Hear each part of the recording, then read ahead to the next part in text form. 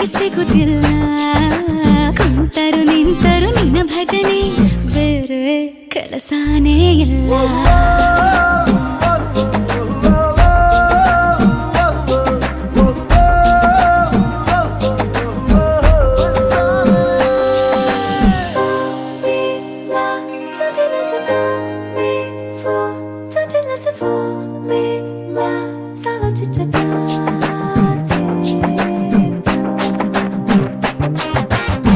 ದಿನ ರಾತ್ರಿಯು ನಿಲ್ಲದೆ